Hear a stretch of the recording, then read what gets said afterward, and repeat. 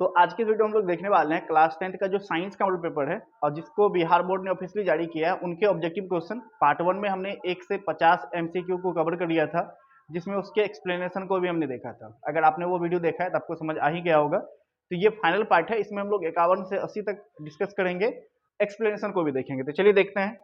देखिए होता क्या है ना कि आपको टोटल मिलेगा 80 क्वेश्चन, बनाना है उसमें आपको 40।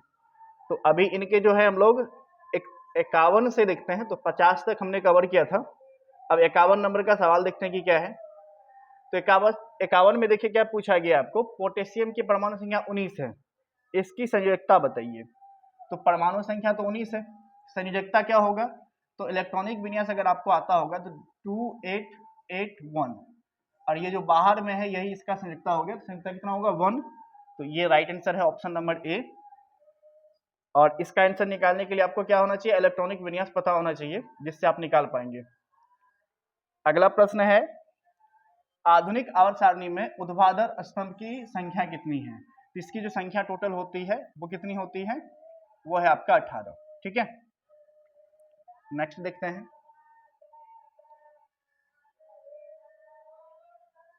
53 नंबर का सवाल है, सिंचाई के लिए पौधों को ठीक जड़ों के समीप जल पहुंचाने की तकनीक है। तो इनका जो राइट आंसर है वो है टपकन सिंचाई, ऑप्शन नंबर सी। नेक्स्ट देखते हैं, उत्तराखंड में चिपको आंदोलन किस वर्ष प्रारंभ हुआ था।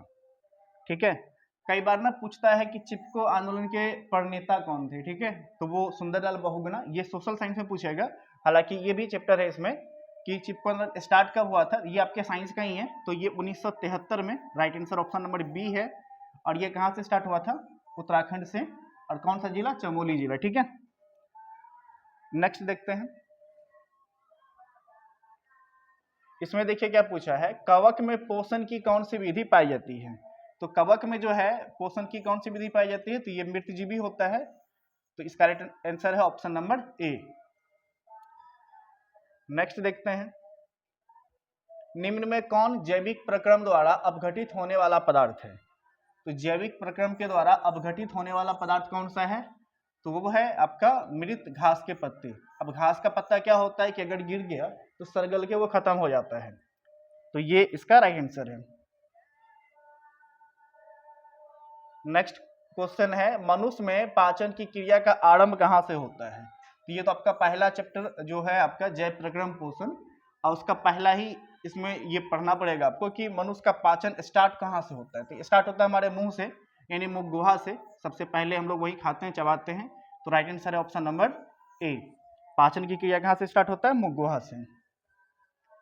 नेक्स्ट है, सजीव में पाए जाने वाले जैव प्रक्रम हैं। तो सजीव में पाए जाने वाले जैव प्रक्रम का मतलब होता है कि ऐसा प्रक्रिया जिससे सजीव जिंदा रह सके। अगर वो नहीं होगा तो वो जिंदा नहीं रहेगा। तो क्या सांस के बिना जीवित रहेगा, नहीं रह सकता, तो ये भी जैव प्रक्रम है। पोषण के बिना जीवित रहेगा, नहीं रह सकता, तो ये भी जैव प्रक्रम है। प्रजनन, अब प्रजनन जो है, प्रजनन का मतलब होता है कि बच्चे को जन्म देना। अब बच्चे को अगर जन्म नहीं देगा तो क्या वो जीवित नहीं रहेगा, बिल्कुल रहेगा। तो अब इसका राइट आंसर है इनमें से सभी, लेकिन सजीवों में पाए जाने वाले जैव प्रक्रम है, तो जैव प्रक्रम ये दोनों होगा, ए और बी दोनों होगा। तो इसका जो राइट आंसर है यहाँ पे गलत है, एक ऑप्शन होना चाहिए ए एंड बी दोनों। अब ध्यान से समझिएगा, जैव प्रक्रम का मतलब क्या, जिसके बिना हम जीवित नहीं रह सकते हैं। प्रजनन जो प्रक्रिया है, इस प्रक्रिया के बिना सजीव जिंदा रह सकता है। अगर वो बच्चे को नहीं पैदा करे तो क्या वो मर जाएगा, बिल्कुल नहीं मरेगा। तो प्रजनन जो है जैव प्रक्रम नहीं है, तो इसका ऑप्शन जो है वो गलत है। नेक्स्ट देखते हैं,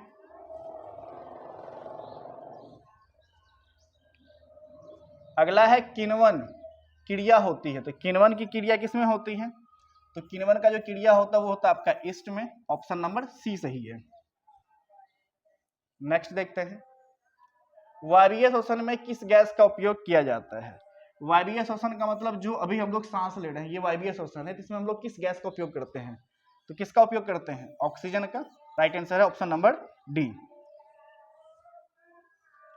नेक्स्ट क्वेश्चन है हमारा, कोशिकीय ईंधन किसे कहते हैं। ये आपका श्वसन चैप्टर से है, बायोलॉजी का जो श्वसन चैप्टर है उनसे है। और कोशिकीय ईंधन बोलते हैं ग्लूकोज को, नहीं, ग्लूकोज का फॉर्मूला क्या होता है, C6H12O6। इसका राइट आंसर होगा ग्लूकोज को, ऑप्शन नंबर सी। और अगर आपको पूछ ले कि पावर हाउस किसे कहते हैं, ऊर्जा गिरी किस कोशिका को कहते हैं, तो माइटोकॉन्ड्रिया को कहते हैं। तो ये भी सवाल पूछा जा सकता है कि कोशिका का पावर हाउस किसे कहते हैं, तो माइटोकॉन्ड्रिया को कहते हैं। चलिए अगला देखते हैं। पौधों में वाष्पोत्सर्जन मुख्यतः किस अंग से होता है?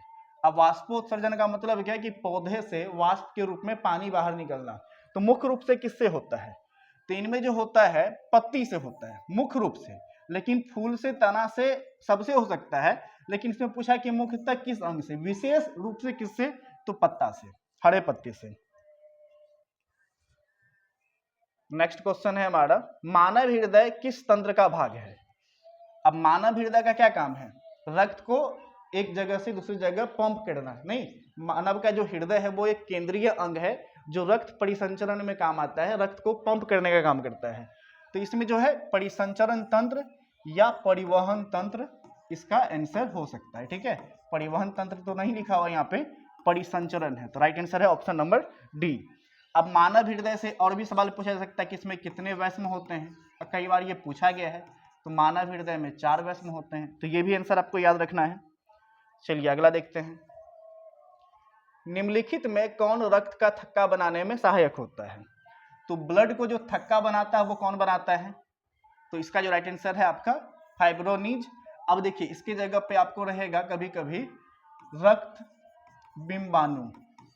ठीक है, रक्त बिंबाणु इसका आंसर हो सकता है, या रक्त पट्टिकाणु ये भी आंसर हो सकता है, या क्या बोलते हैं, तो इनमें तो अभी नहीं दिया है, इनमें दिया है आपको फाइब्रोनिज। तो राइट आंसर आपका यही है।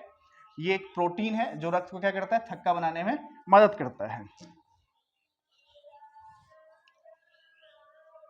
अगला सवाल है, पादप अपशिष्ट संचित रहते हैं। तो पादप में जो अपशिष्ट है वो कहाँ पे जमा रहता है, संचित रहता है?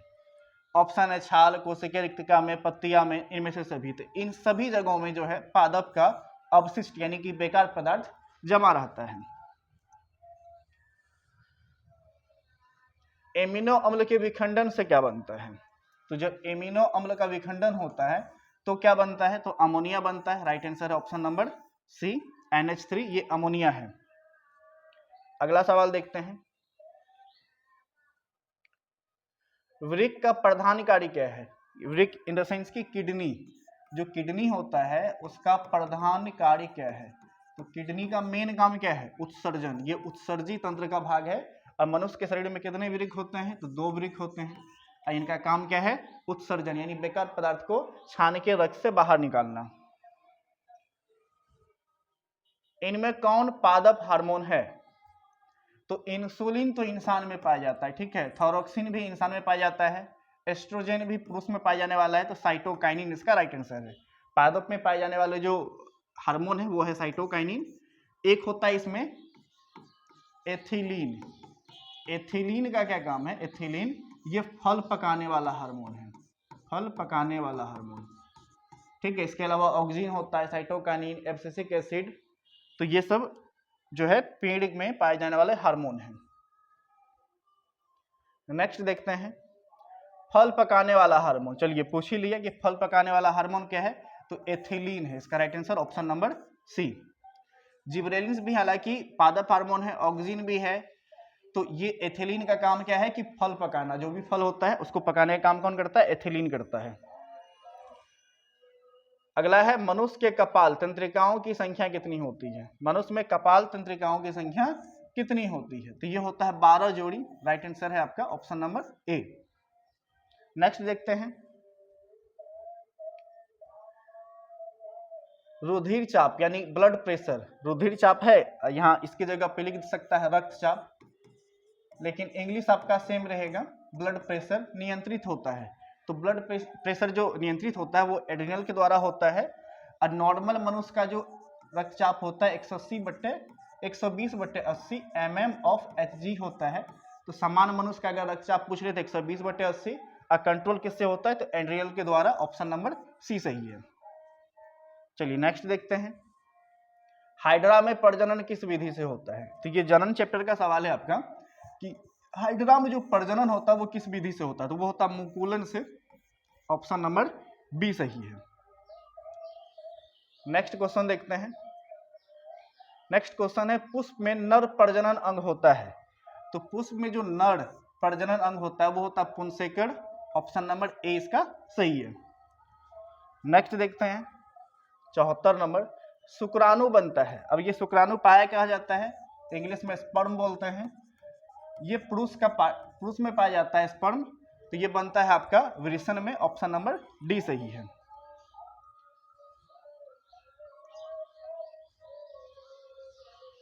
नेक्स्ट क्वेश्चन है हमारा, जीवों की उत्पत्ति से पहले पृथ्वी पर क्या नहीं था?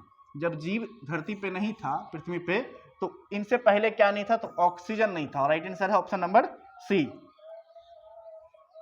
अगला है आर्कियोपेट्रिक्स के संबंध में कौन सा कथन सत्य है? तो यह एक जीवाश्म है, यह जबड़े में दांत थे, इनमें पंख और डैने थे। तो इसका राइट आंसर है ऑप्शन नंबर डी, इनमें से सभी। चलिए नेक्स्ट क्वेश्चन देखते हैं। निम्नलिखित में कौन प्राणी अपना लिंग बदल सकता है? तो ऐसा जीव जो अपना क्या कर सकता है? लिंग बदल सकता है। जब मन हुआ तो पुरुष, जब मन हुआ तो स्त्री। तो ऐसा कौन कर सकते हैं? तो घोंघे कर सकते हैं। राइट आंसर है ऑप्शन नंबर ए। नहीं, घोंघा क्या कर सकता है? अपना लिंग बदल सकता है। स्त्री से पुरुष, पुरुष से स्त्री हो सकता है। निम्नलिखित में कौन पर्यावरण के अंतर्गत आते हैं? क्या क्या ऑप्शन है? जल मंडल, स्थल मंडल, वायुमंडल, इनमें से सभी। तो ये सभी के सभी कहाँ है? पर्यावरण के अंतर्गत है। तो ये सब आंसर इसका हो गया इनमें से सभी। राइट आंसर है ऑप्शन नंबर डी। चलिए अगला सवाल देखते हैं। मैदानी पारिस्थितिक तंत्र में मेढक किस प्रकार का उपभोक्ता है? अब ये मेढक जो है, मेढक किसको खाता है? कीड़े मकोड़े को। कीड़ा मकोड़ा क्या खाता है? घास वगैरह खाता है। तो ये द्वितीयक उपभोक्ता हो गया। राइट आंसर है ऑप्शन नंबर बी। निम्नलिखित में कौन जैव अनमनीयकरणीय पदार्थ है? अनमनीकरणीय पदार्थ है, ठीक है, यानी कि जो छोटे मोटे जीव होते हैं उनसे वो अपघटित नहीं होंगे। नहीं, तो ये है डीडीटी। डीडीटी का पाउडर हम लोग के घर में आता है छिड़कने के लिए। ये सूक्ष्मजीव के द्वारा जो है विघटित नहीं होता है, इसीलिए इसको बोलते हैं जैव अनिम्नीयकरणीय पदार्थ। ठीक है, अगला सवाल पे बढ़ते हैं। तो अगला सवाल तो होगा ही नहीं, खत्म। टोटल 80 क्वेश्चन हो ही गया है। तो इस वीडियो को अगर आपने यहाँ तक देखा है तो उम्मीद करते हैं वीडियो आपको पसंद आई होगी और इनसे कुछ ना कुछ आपको जानकारी मिली होगी। एक्सप्लेनेशन के साथ आप ये पीडीएफ चाहते हैं कि डाउनलोड करें तो आप हमारी वेबसाइट से डाउनलोड कर सकते हैं, लिंक डिस्क्रिप्शन में मिल जाएगा। और इनका ऑनलाइन भी आप टेस्ट दे सकते हैं। इसके लिए हमारी ऐप में रजिस्टर करना होगा, जहाँ से आप टेस्ट दे सकते हैं। हालांकि ये 80 क्वेश्चन नहीं, वहाँ पे टोटल 800 क्वेश्चन हमने साइंस का अपडेट कर दिया है, तो आप चाहे तो वहाँ पे जाके टेस्ट दे सकते हैं। और हर एक साल में जो पूछा गया उसके साइड में ईयर टैग भी है, जिससे अनुमान लग जाएगा कि कौन सा प्रश्न किस साल पूछा गया है। तो अगर चैनल पर पहली बार चैनल को सब्सक्राइब कर लीजिएगा, वीडियो पसंद है वीडियो को लाइक करिएगा, कमेंट कर फीडबैक दीजिएगा और हो सके इस वीडियो को अपने फ्रेंड्स के साथ भी शेयर करिएगा। तो मिलते हैं आपसे अगले वीडियो में। अगर आपको किसी टॉपिक के ऊपर वीडियो चाहिए तो कमेंट में लिख के बता सकते हैं, हम उसके ऊपर भी वीडियो लेके आएंगे। तो मिलते हैं सोशल साइंस और संस्कृत के मॉडल पेपर के साथ, उनके भी ऑब्जेक्टिव को सॉल्व करेंगे और एक्सप्लेनेशन को देखेंगे एक एक करके।